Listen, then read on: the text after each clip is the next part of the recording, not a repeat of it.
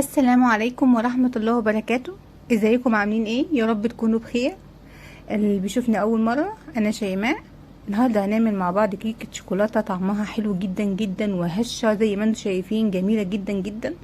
نقدر ناكلها لوحدها مع الشاي كده زي ما انتم شايفين كده، او نحط عليها صوص شوكولاتة حسب رغبتنا. وصفة جميلة جدا جدا، ان شاء الله تعجبكم.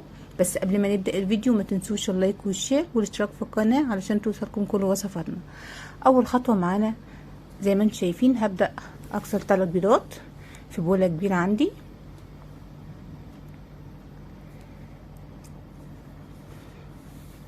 وهأضيف عليهم معلقة كبيرة قهوة سريعة الذوبان او نسكافيه المتوفر عندي.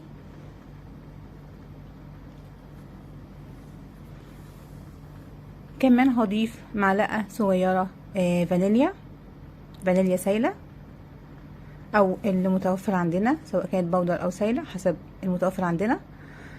وهبدأ اجيب المضرب زي ما انتم شايفين وهبدأ اخلطهم كويس قوي مع بعض.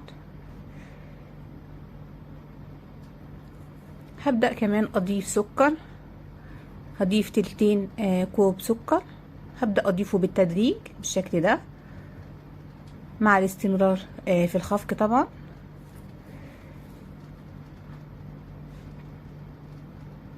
زي ما احنا شايفين بدأ يعمل فوم معانا، هنفضل نخفقه كده لحد ما يبدأ يعمل فوم بالشكل ده. شايفين عمل فوم معانا. هبدأ اضيف نص كوباية زيت. شايفين عمل فوم ازاي.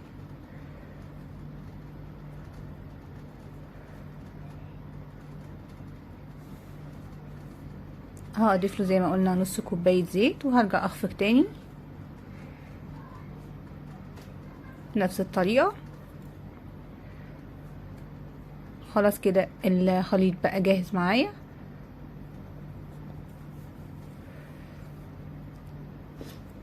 شايفين عامل فوم خالص زي ما انتم شايفين، والقوام بتاعه حلو جدا. هبدأ اضيف الدقيق.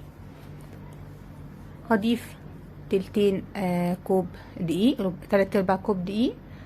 وهضيف ربع كوب كاكاو.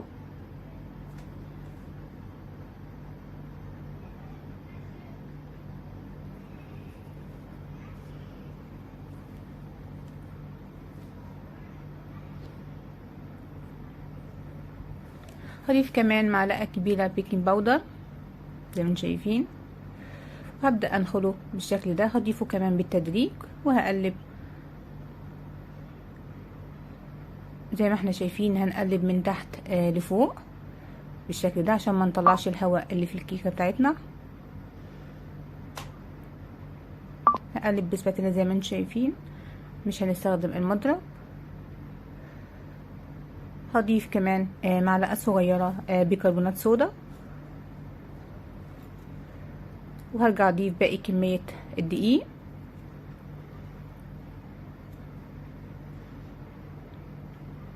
كمان هضيف ربع كوب لبن زي ما انتم شايفين، وهرجع اقلب بالشكل ده لحد ما نوصل للقوام المطلوب. هو ده القوام المطلوب زي ما انتم شايفين. شايفين القوام. دلوقتي هجهز القالب اللي انا هخبزها فيه. هادهنه بزيت او زبده المتوفر عندي، وهغلفه طبعا بالدقيق زي ما انتم شايفين الجناب كمان. كده قالب جاهز معايا. هنزل بالكيكه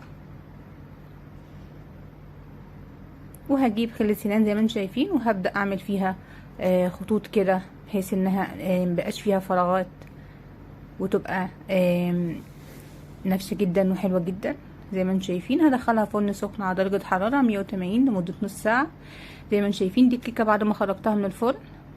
هبدا اقطعها. ممكن نضيف عليها صوص دلوقتي زي ما نحب حسب رغبتنا. صوص شوكولاته قبل كده اتكلمنا عنه، هنزل الرابط بتاعه في صندوق الوصف.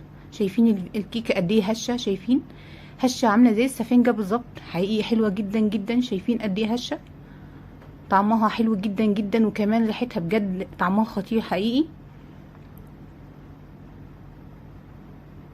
حقيقي وصفة حلوة جدا جدا. نقدر نقطعها بالطريقة اللي احنا نحبها. انا طبعا بقطعها قطع صغيره كده علشان ولادي. نقطع قطع كبيره حسب رغبتنا، وممكن نضيف عليها كمان صوص الشوكولاته حسب رغبتنا.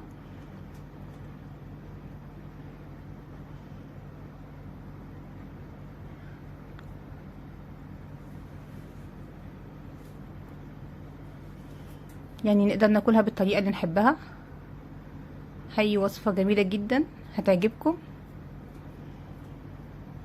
ومكوناتها بسيطه جدا وسهله.